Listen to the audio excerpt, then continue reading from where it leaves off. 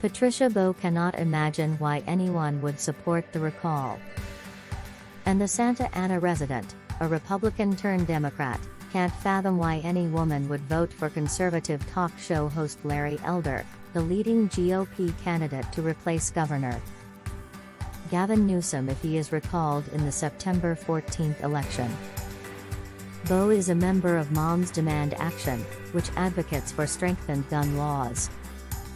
She's grateful for Newsom's support of gun control legislation. She fears the erosion of reproductive rights, especially since Texas just passed the most restrictive anti-abortion law in the country. "I just can't even comprehend if California went down the same path as Texas," the 42-year-old said. "And having somebody like Larry Elder in the governor's office, we would be on that track. That is not where I want to see my state going." Newsom might have problems, as the recall looms, Northern California burns and COVID-19 surges, but wooing women voters is not one of them. The latest poll from the Nonpartisan Public Policy Institute of California, released Thursday, shows that 62% of likely women voters approve of the job the governor is doing running the world's fifth-largest economy. And men?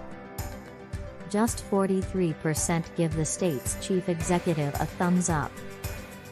Even more women, 66%, told the institute they are against the recall. In comparison, more than half of men who are likely to vote want to remove Newsom from office before the end of his first term. There is a certain logic to women's support of the governor and opposition to the recall. Polling over the past year shows that Democrats strongly oppose the recall. Women make up a majority of the Democratic Party in California. Democratic women voters are a very, very important source of support for Gavin Newsom, said Mark Baldassare, president and chief executive of the PPIC. For Newsom, it's all about turnout, that core constituency sends their mail ballots in.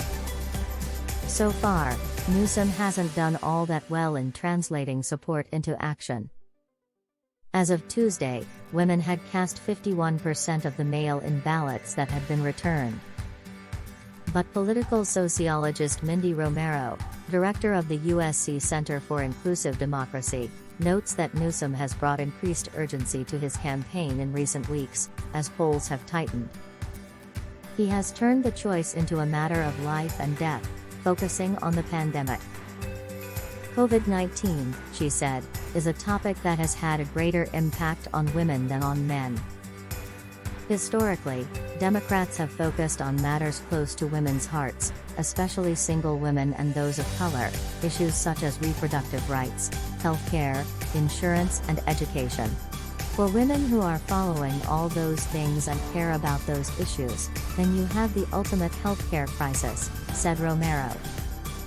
The replacement candidates, she said, are offering a different kind of argument: freedom from policies, such as mask and vaccination mandates.